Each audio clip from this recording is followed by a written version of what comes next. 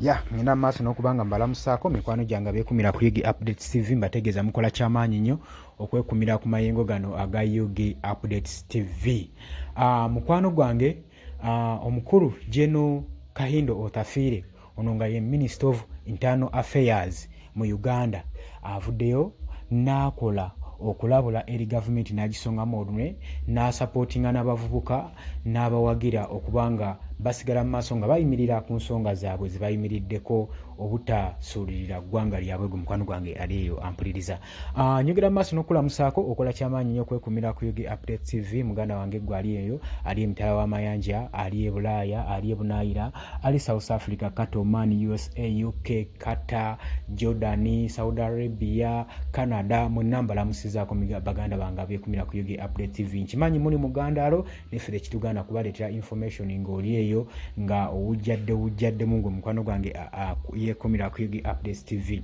Kutegeeza nno nga owujjadde gina maaso n'okubanga osubscribinga, sharinga, likinga, commentinga gwe mukwano gwange ali eyo tusobole okuba nga twongerayo eddoboozi lino lisobole okuba nga liwulibwa buli omu lisobole otugasa. Kiba kibi nnyo okwogera eddoboozi muganda wange ne bawulira buwulizi naye nga teribagasiza ate oba oli awo n'okuwulira nga tebaliwulidde. Kale ndo tugende maaso n'okuba nga tusubscribinga, tusharinge tusobole okuba nga amaloboozi gaffe gatuuka gye galina okutuuka. Minister wa Internal Affairs Kahindo Otafiire avuddeyo n'ayambalira gavumenti, n'ayambalira naddala ababaka abali mu parliament, naddala bano ba office of government officers abakozesa eryanyi eri abantu. N'agamba bannange kikyamu nnyo kye mukola ekyokubanga mukwata aba tiktokers, ekyokubanga musiba abantu. Tulaba wano mwagalira Anderson Bulola, ekintu ekyo kyali kikyamu nnyo kye mwakola. N'abagamba nti nno temulina kusirisa ggwanga nabaana kuteekawo mbeera zisobola kubasirisa olw'okuvaayo okwogera ku bikyamu ebigenda mu ggwanga, olw'okuvaayo okwongera okubakolokota n'ebigambo ebiboogerako ku biki ebigenda bukyamu mu ofiisi zammwe. Abakulu baba bali enguzi nga ddala enguzi eriibwa kisaanye ne bakyogerako. Gwe mukwano gwange ali eyampuliriza agambye temusuubira nti abaana bano bagenda kubanga basirika busisi nga balaba mutabangula eggwanga, ng'eggwanga lyabwe muliseereza, mulisuula mukagga, ng'eggwanga litubira olwammwe olw'ebikolwa byammwe bye mukolera mu ofiisi zammwe. Era n'avaayo Kahindo Otafiire n'agamba nti ono nga ye Minister wa Internal Affairs n'agambye, avuddeyo n'agamba abavubuka temukoowa kuyimirira ku nsonga gye mba mwagala protestinga nayo. Musituke mwogeze eddoboozi erimu musobole okulwanirira eggwanga lyammwe. Temuleetera bano abagambye nti nno kati omuvubuka yenna oli eyo okyabuzaayo emyaka 67. Bano abatabangula eggwanga lyammwe bakyabuzaayo emyaka 15-3.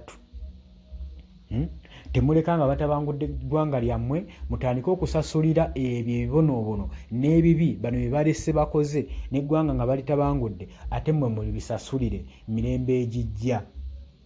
Bw'atyo Minister of Internal Affairs Kahindo Otafiire wayogedde ayimiridde ku kigambo kye n'agamba abaana tebalina kusasulira nsobi zammwe, ensobi z'abakungu zibajje bakola emabega ne bazirekera abaana bye baba bafaafaagana nazo, ne bazirekera abaana bye baba balwanagana nazo.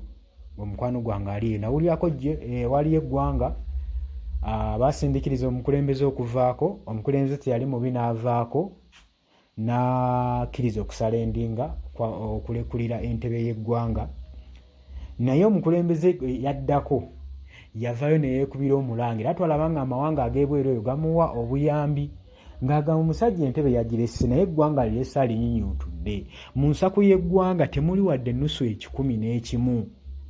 Kati muganda nga bano abasajja bajja kulowooza otuteera entebe nga mu ggwanga temukyalimu wadde n'empeke n'emu mu ssako y'eggwanga nti ze zino ssente eggwanga erina okuyimirizaawo eggwanga, erina okubeezaawo eggwanga nga temuli wadde temuli ssente ezisobola kununula munnansi. Kitegeeza ebizibu eby'amaanyi bwe binaagwawo nga epidemics ez'amaanyi, eggwanga terijja kuba nga liyambibwa, oba naye munnayuganda ojja kuba tolina ngeri ki gy'oyambibwamu.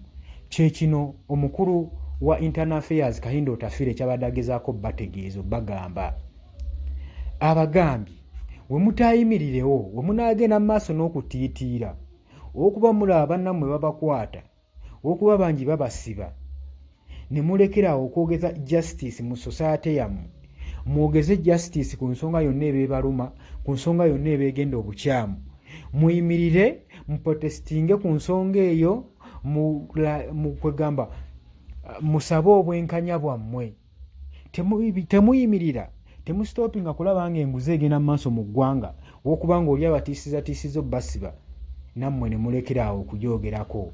Era alivuddeyo n'alabula pulezidenti Yoweri Kaguta Museveni n'alabula ne sipiika wa paalamenti Anita Amongo olw'okukwata abantu bano bonna be baakutte nga bagenda boogera ebigambo ebikolokota gavumenti wamu ne baministers abeefumbekedde okulya enguzi mu ggwanga. Gwe mukwano gwange ali eyo ampuliriza.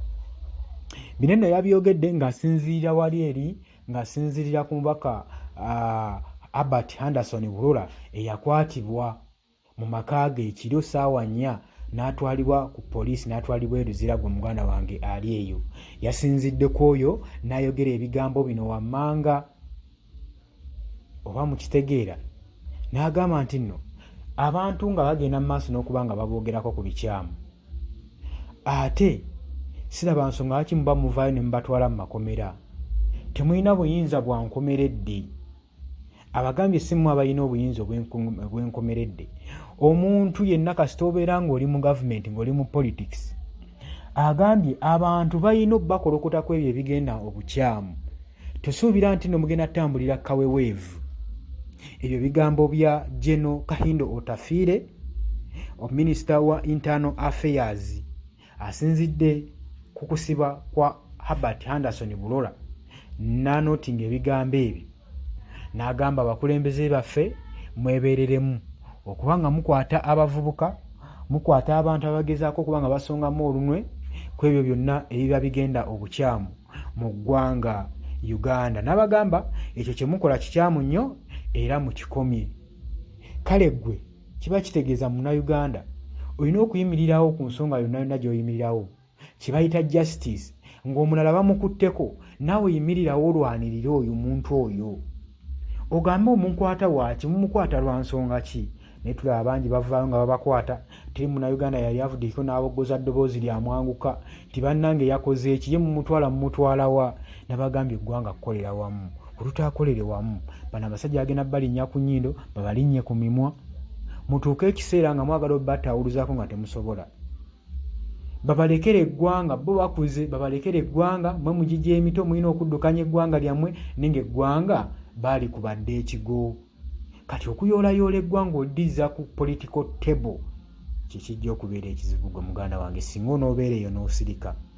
So nkutegeeza muganda wange newankubadde ebigambo bino obiwulidde nkiwa birina kye bikwongeddeko naye genda mu maaso n'okuba nga osubscribinga sharinga eddoboozi lisobole okutuuka ewala lisobole oddongerayo lituukire eddala eri gye lirina okutuuka. Gwe mukwano gwange eyeekuumira ku Yugi Updates TV. Mategeeza nti nno mbaagala nnyo temuvaawo mbaagaliza weekend ennungi ngenda kuba nga nkomawo ne information azimba eggwanga bingi byenkyabaleetera ate jjukira twabagambye olunaku olw'enkya ennaku z'omwezi 15 country wide tour y'abannaffe aba National Unity Platform egenda kubanga ejjibwako akawo.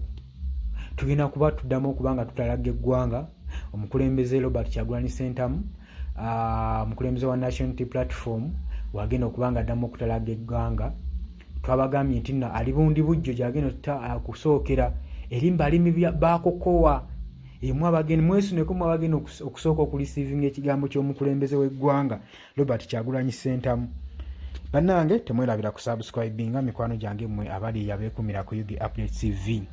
Naye nkutegeeza nti nno waliwo bannaffe abateekamu ka data bannaffe aba pure organic bavuddewo bakugamba ki bakugamba nti nno olina ekirwadde ekikutawaanya olina ekirwadde ky'hepatitis B obulwadde buno obw'ekibumba bakukebera ng'ogenda bweru ne bagamba tojja sobola kugenda bweru olina ekirwadde kya hepatitis B ng'otestinze positive bakugamba jangu bagenda kuba bakukolako bakugambye olina ulcers olina ania ng'omukyalo olina ebizimba mu lubuto bagambye bakubireko ku nooti 7 nooti 47 9 708 ne ku nooti 778 11 35 97